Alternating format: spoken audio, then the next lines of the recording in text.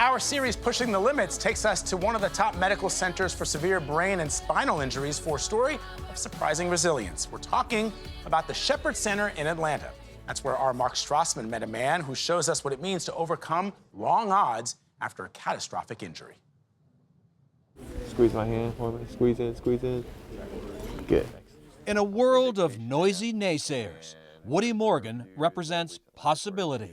I set the bar super high here for what kind of care patients receive. We can definitely do that. This is Atlanta's Shepherd Center, a premier facility for patients with brain and spinal cord trauma. In this space, Morgan's often mistaken for a patient.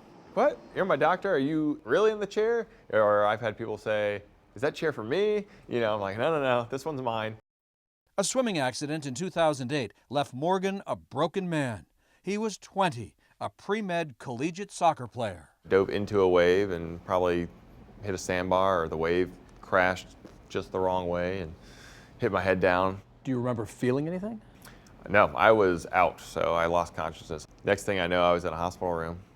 2 broken vertebrae in his neck, a catastrophic injury leaving him paralyzed from the chest down.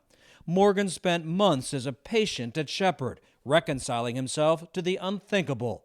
This athlete would never walk again. Early on, it was rough. And was it hard for you to wrap your head around that? I would say it's certainly a good year or two before, feel solidly comfortable living life in a chair and with an injury like this. Were you told you might want to rethink that med school dream? Yeah, in so many words, yeah.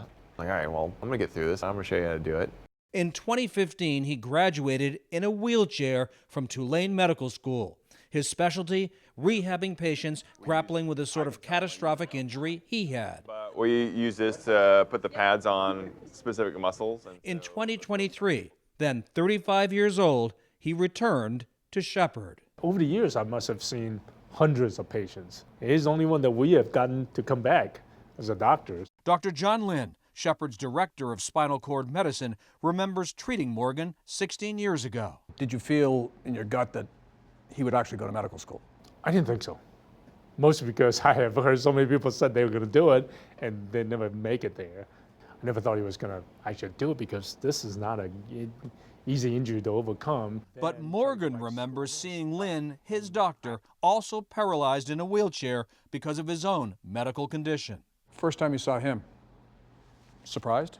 Certainly was more like an aha moment. Motivating? Yes, certainly motivating. So and we both started from scratch, and that's a difficult journey.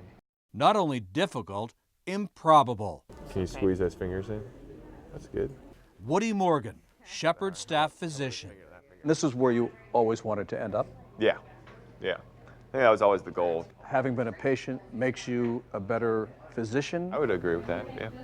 Just have a lot more empathy. There we go. Got it. And a remarkable backstory. I think it shows you that life is not over. People can get back to driving, people can get back to working, people can get back to being parents and raising kids. Woody Morgan, wheelchair and all, proof that no dream is broken beyond repair. For CBS Mornings, Mark Stman in Atlanta. I mean, if you can dream it and you can see it, then you can be it, you know? Yeah. Even when it seems improbable, though, Vlad. Right. And people are telling you it can't be done. That's why it's always good to bet on yourself. That's right. And to meet another doctor, I mean, there's a statistic here that only about 3% of doctors in the United States have a disability. That's from the NIH. And that speaks to all disabilities. So those who have mobility disability issues, they're even smaller. So to come together is big. That's why a lot of his patients say, is that chair for me? They think he's just sort of riding it around. He's like, no, not only am I going to treat you, but I know what you're going through. Yeah. Right, exactly.